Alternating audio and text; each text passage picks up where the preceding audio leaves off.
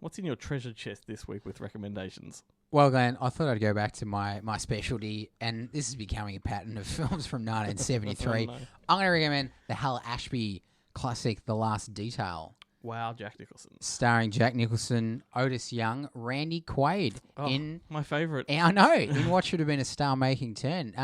Randy Quaid of Caddyshack 2 fame. Yeah, that's right. National Lampoons. That But too. he, if you watch this film, I think I could be wrong, he may have got an Oscar nomination for it.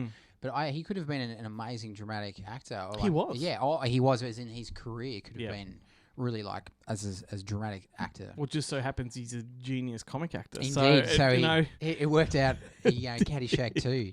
Anyway, The Last Detail, what a great film. Yep. Written by the screenplay genius Robert Towne of Chinatown fame. Did he write the two Jakes as well? Yeah, I think he did. Far out, Robert. He had Well, a third one written too, but never because of the two Jakes. That Oh, never shows you happened. not- Talking about sequels. Not everyone kicks a goal every time they have a shot. But The Last Detail, amazing film. Jack Nicholson and Otis Young, two sailors, they get tasked with escorting Randy Quaid cross country to jail because he has lifted $40 from a polio charity bin. So What the a dog. hypocrisy is rife. It is hilariously funny, incredibly touching. One of the best road trip films you will ever see. And I believe Richard Linklater made a sequel, Last Flag Flying. Have you seen that? Is it the Steve Carell one? Yeah, I Is haven't that a seen. sequel? It's a sequel. Yeah, it's a sequel because it's a sequel to the novel, and thus I suppose you'd say Well, sequel to the yes. film. I mean, I haven't watched it, but I know about it. I've seen the poster, Yeah. and but I've never bothered to read up on what it is. Yes, I've never watched it either, and I should because it looks tonally quite different to The Last There we Detail. go. Well, there's a double But, feature I am yeah. hanging to do And now. we should have mentioned in our sequel discussion. I know. Oh my goodness. But yeah, if you haven't seen this film, see it. It is a classic. It's not. It probably doesn't have a quite classic status, but it's an amazing film. Yeah, it's got an iconic image on its Oh, poster. absolutely. That big cigar, big Jackie boy. He is a badass. Well, you went 70s, and so did I. I went to 1975. And, well, I guess this one's kind of cut from the same cloth as Mad Max, or at least it's from the same material purchased at the same shop. It's, it's came before Mad Max, though, and it's called Sidecar Races. Oh, yeah. And it stars a very young Wendy Hughes. May have been one of her first movies. John Mellion. Ben Murphy, who was an American at the time. He was their draw card.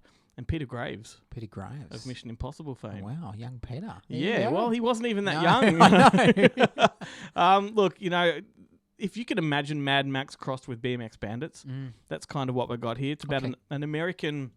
What is he? He's an American.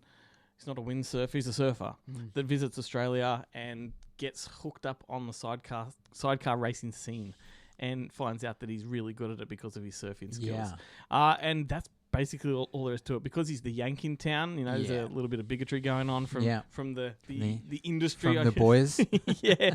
The funny thing about this one is it's a family-friendly film from its time, but if you sort of consider it in today's day and age, it's not suitable whatsoever. You got like one of the main characters that just likes to beat up women to bring them back in line while he's chugging beers and all that kind of stuff. So this is why you're recommending this, Clay.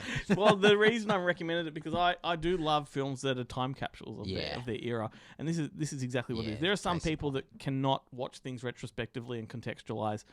I like to think I can. Yeah, absolutely. So I don't think that's something to condone, but I watch it and I'm like, wow, like we've come a long way. We have. And that doesn't mean there's no entertainment value in that film at all. That's right. Like the films of D.W. Griffiths. That's exactly right. Case in point. He made a sequel to his most notorious film. We need to just do a sequels podcast. We do. Hang on, didn't we already? Yeah, we already have, yeah. Anyway, this one's easy to come by. It's available on Amazon Prime. You can also get the DVD through Umbrella. Good old friends at Umbrella. Never fail. Indeed.